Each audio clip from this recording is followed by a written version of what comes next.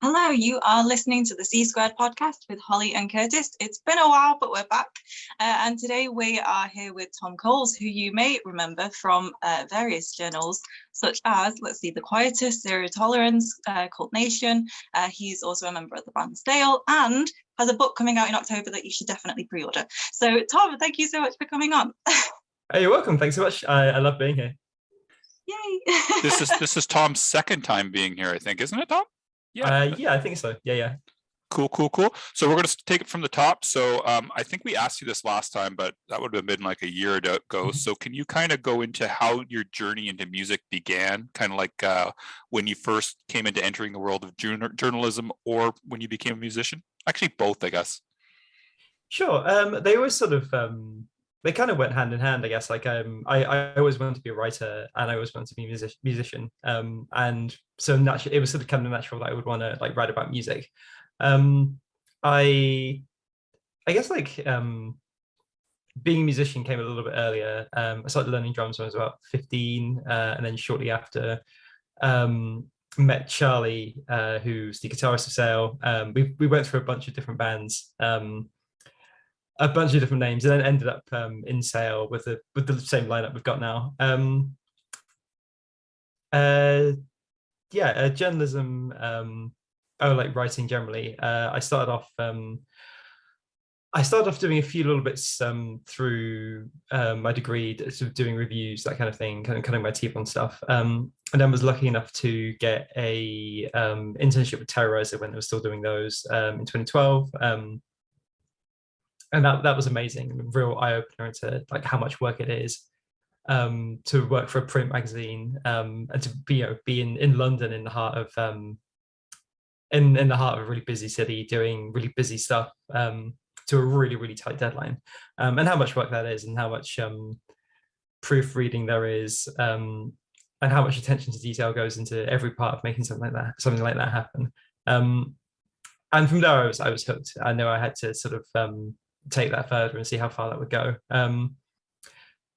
Since then, that was 2012. I then sort of was like, okay, right, we're just like that. This is me now. I'm just going to make this happen. And then ended up writing for a bunch of different things, a bunch of different websites, trying to do as many things as possible, as many interviews, many reviews, just kind of like grinding to get better at it. And then always had my eye on doing something like a book. And I really like the 33 1/3 series. I know they're quite big in America. And I always sort of had my eye on that as like the prize, the sort of main goal, that I was going to like do one of those. I kept pitching. I had a moment I would try and pitch a Napalm Death book, but I thought, like, if the pitch is really, really good, if I take like 4 days to write the pitch, I'm sure like they'll at least, like, it might sort of come through. They've done other metal ones. They've done I think Metallica had one, Nine Inch Nails had one, Guns N' Roses had one, so that kind of thing. But like, there must be. I know Napalm Death readers, and they all Napalm Death fans, and they all read a lot. The people in Napalm Death read a lot. Like, there must be a market for it. So I sent them what I thought was a really good pitch, and they got back and said, like, do you want to come and do want to come and do a book on genre? We're doing a new series. Do you want to repitch and do a genre book? I said, like, oh my gosh, yes, I'd love to do that. That's amazing. So I worked out a new pitch, and then a few months later they confirmed it. And I spent the next year interviewing people and writing a book. Nice. I know, that's amazing. That was a bit of a ramble. No, that's great. Rambling's great.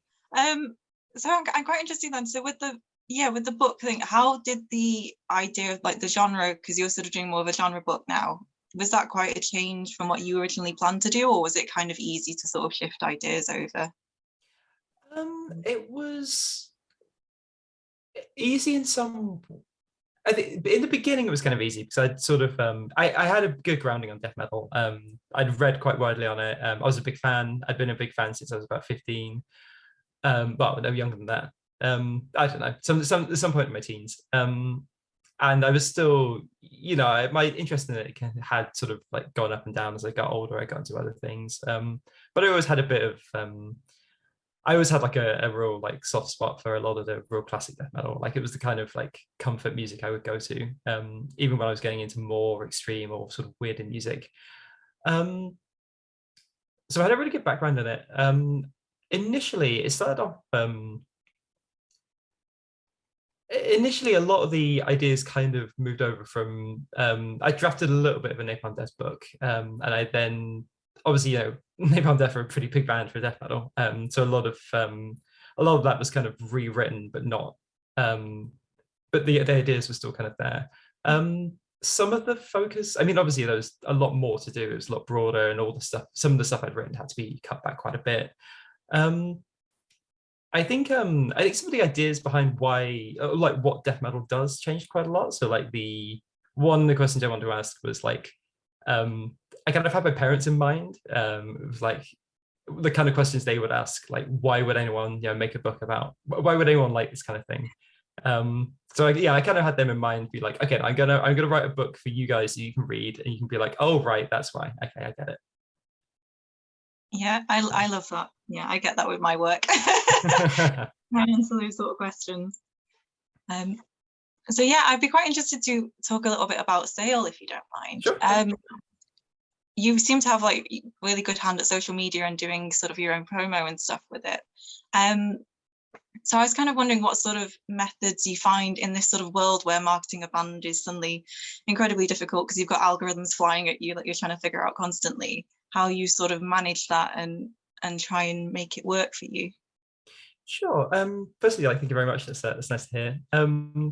It's weird because we have found recently it's changed quite a lot. Some of the stuff we've put up hasn't had as much reach as we would have liked.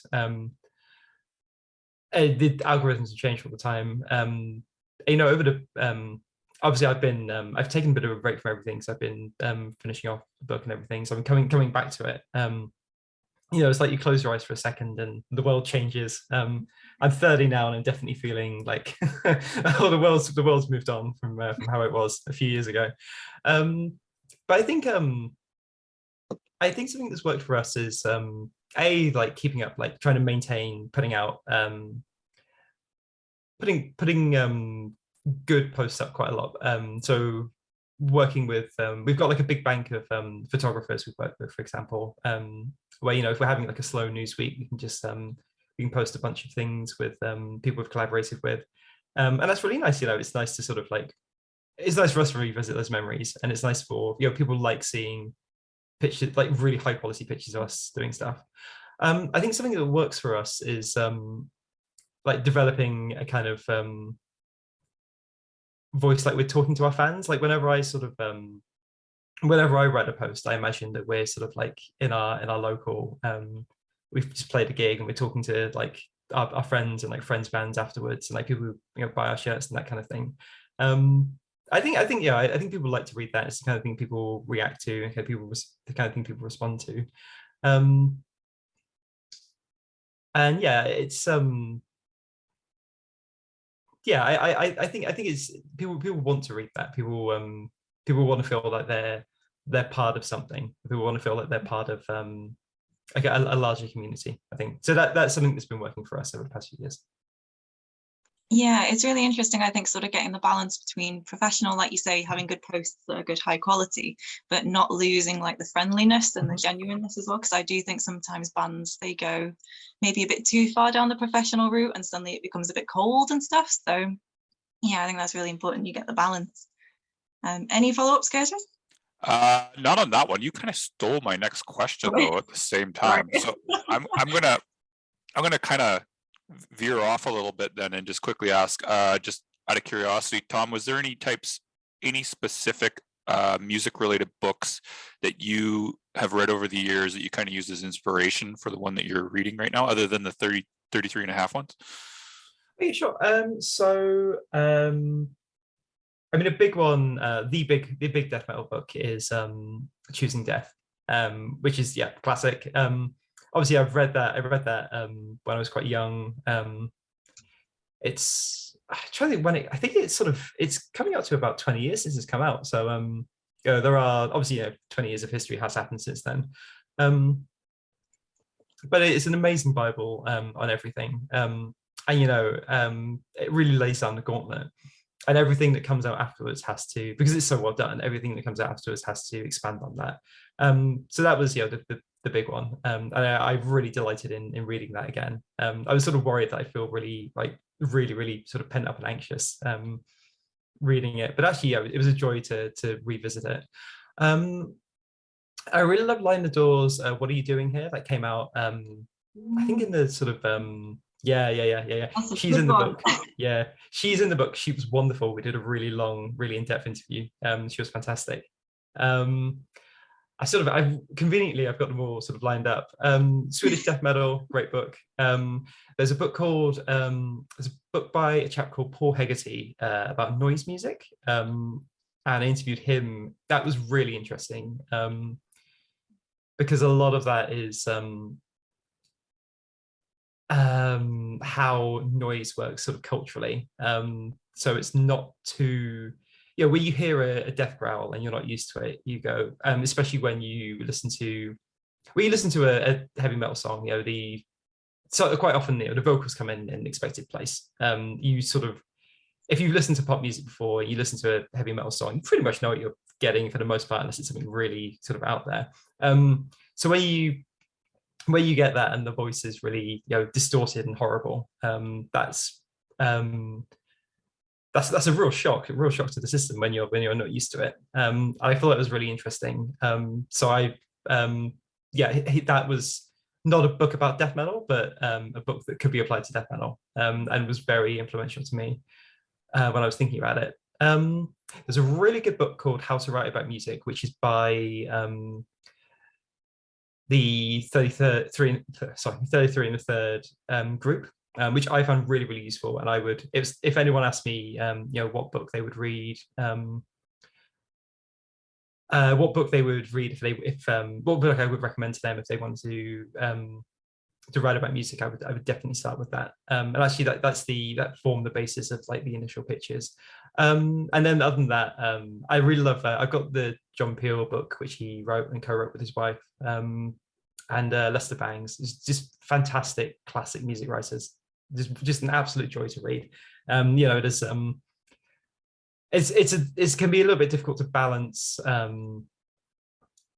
The actual sort of technicals of what happened with just something that reminds you of why you're enjoying listening to it in the first place. I think a really good music writer balances both.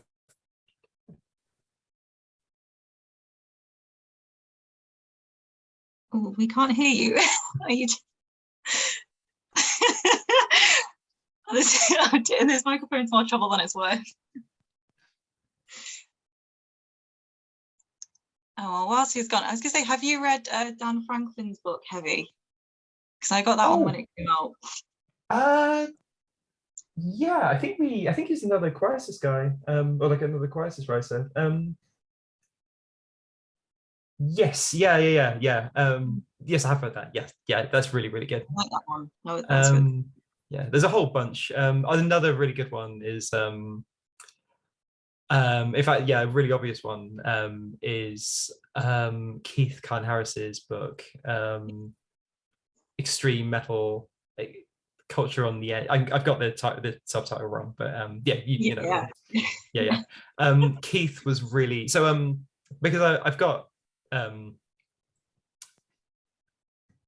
some of my background is in academia a little bit, so it felt kind of obvious to me when I was writing it to seek out some academics and get like a little bit of a kind of, it's not an academic book, but it helped to have a kind of academic flavor. I think that made it it helps to sort of bring in that kind of flavor to it. And Keith was really, really generous. We spent a good half an hour. We spent half an hour talking about sociology stuff, and probably half an hour talking about At the Gates and Carcass. So it was good. Nice. An hour well spent. Yeah. Cool. So let's see, what else? I guess I'd be quite interested to know, sort of as a journalist, what aspects of journalism you enjoy the most. Is it perhaps more the interviews, or is it just sort of discovering new music, that sort of thing? That's a good question.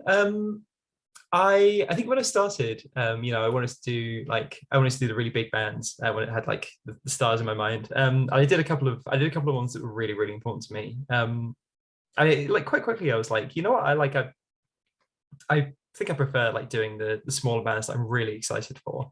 And when I think about like, obviously I'm pleased with the work I did with the book, but recently I did a bunch of I'm taking a bit of a break, but I'm still doing some reviews for Zero Tolerance. I got to do some like reviews for like smaller sort of upcoming bands, and I just thought like, shit, man, these guys are fantastic. It really like it's really heartwarming to be part of the mechanism that brings like smaller bands and upcoming bands like into the forefront. I think that's the bit I enjoy the most. So are there any bands in particular that are your favorites that you discovered over the years? Sure. So upcoming, I'm into kind of I'm into weird stuff. I really like Wallowing. Wallowing have come up recently-ish. I think my sense of time over the pandemic is so weird. I think probably the last sort of 5-ish years. The Wallowing are really good. They're sort of they're Brighton based. I think they get a little mention in the book, but it's somewhere between sort of noise, like harsh noise, grindcore, sludge. It's difficult to sort of pin them down, but they are fantastic. They play in these sort of goth beekeeper suits. It's got a kind of it's got a kind of like sort of John Carpenter on Bad Shrooms, like space, like 70, and then like crossed with like 70s sci-fi sort of thing. But it's I think quite often with stuff like that where it's high concept, it's easy to sort of pin it down to like, oh, okay, it's a take on Rush, or it's a take on Hawkwind or whatever, or like or it's a take on like classic 70s sci-fi. I don't really get that with them. I can't really sort of pin it down to any one thing in particular. It's just really, really like really fantastic. Who's got Grief Ritual have got new stuff coming out. They're great. They're from sort of southwest area. Really, really, really intense, really blunt, sort of black and hardcore. And it's pretty obvious they're going to be massive. Band called Everest Queen, actually toured with in I think 2019. We've got that in just under the radar. They're amazing. They've got a new album coming out at some point quite soon, or at some point this year, I think, on Triple Nation. They're fantastic. I saw them a couple of weeks ago in Southampton, and it's sort of very kind of very sort of swampy, very intricate, textured, spacey sludge. It feels very colorful, very interesting. And very, very textured. They're a very special band. And a band called Lowen, who are, I am convinced, just going to be the next Green Lung, who are London-based doom band. Absolutely spectacular. One of the best live drummers I've ever seen. Amazing. Saw them at Bloodstock, and they were probably my band of the weekend. Oh wow, that's amazing. Cool. Yeah, I can't get over the fact you put swampy and spacey in the same sentence. I'm just intrigued. As Star Wars tells us, you can have swamps in space. Maybe that's what they're going for. Yeah, that would make sense. So we got about 5 minutes left, just so you guys both know. One question I did have that Holly didn't put on here, but I had noticed on the sales socials that something was coming this Friday. Are you willing to talk about what it is that is coming this Friday? I can talk about that. Sure. Yes, so we've recorded we've got a new video coming out for a song we put out last year. Obviously the pandemic sort of put everyone's plans a little bit back a little bit, but we always knew that this so the Flood is a song we really, really love. We played live a whole bunch, and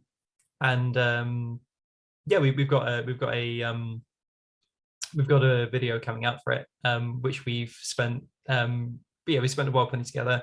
It's made by our good friend Kieran, GOK Media. He did the mannequin video for us, and he plays drums for the band Foxjaw, who are also fantastic. I left off my list just then. I'm very sorry about that. Sorry, Foxjaw. Really good fun. We went to a VR studio and filmed it there. I remember I wrote one of the politest emails of my life. There's a very polite emailer. I wrote one of the politest emails of my life saying, please, can we can we book you out and then film in your VR studio? And they said yes. It was all right. It was obviously the email was polite enough and they were keen. So yeah, it was really good fun. Music videos for me, I don't know anything about filming. So it was really good for me because I can just kind of put the wheels in motion, and then we just we turn up on the day, and then we have a really good time. And it's a good chance as well because like with the photo shoots I was talking about like a while back, we're just mates with everyone now. So we just like, after we finished the shoot, we had a bit of time left, so we just played VR for an hour. It was great. Good times. Cool. So we got time for one more question. Okay. If Holly wants to give the final question. Oh, okay. So if you were a road sign, what road sign would you be and why? If I was what, sorry? If you were a road sign. A road sign? Yes. I would be, I think you're sort of like Midlands, UK. So a fun cultural thing, everyone who does their driving test down here. Sorry, Curtis, this is going to be so weird. It's going to be the weirdest thing you've ever heard. I doubt that, but go ahead. So everyone who does their driving test down here has to do, like when you do your theory, you have to learn all the road signs. And everyone down here is confused at the brown ones with tram signs on, because we don't have trams down here. We've never seen the tram sign. Everyone is so confused. I know Nottingham's got trams, I think that's true. I'm trying to think in Manchester, I'm sure the blue signs are not brown, but I don't know. Maybe now. Have I just admitted publicly that I don't know my road signs? Anyway, I would be a tram sign because it would be confusing, and you'd have to get someone to explain it to you. That's the first thing that comes to mind. There we go. So there's I like that. So there's tram signs, but there's no trams. So there are trams in the UK, Yeah. just not in the south. I don't know of any south. So Nottingham's kind of Midlandsy area. Yeah. And I don't know of any trams or any reason why you would have a tram sign south of there. Okay. Yeah. It is pretty weird. I don't think that's the weirdest thing I've ever heard, but that is pretty darn weird. I'll give you that much. I was expecting something else, but that's pretty good. That's pretty good. What are you expecting? Is there a death metal sign? I don't know, like don't eat the spotted dick sign or something. I don't know, like don't eat the haggis. I don't know. Those are national I treasures. don't know what signs you think we have over here, but we don't have that. I don't know. Every time I ever ask a British person if they've eaten spotted dick, they just give me like this weird look. So I don't know. I had to bring it up. I'm sorry, guys. I have eaten spotted dick. It's probably probably enough said. That's a soundbite right there, Tom. What was I going to say? Do you have anything else that you would like to say before we end off the podcast, Tom? I guess, yeah. Just like thank you very much for having us. We are recording a new album. We've got that in a couple of, I think about 3 weeks. Yeah, we're starting it. Cool. Very excited about that. I'm sort of going through all the bits now and tightening everything up. We've got a new video coming out on Friday. Got a couple of new. Had a new single recently and a new cover.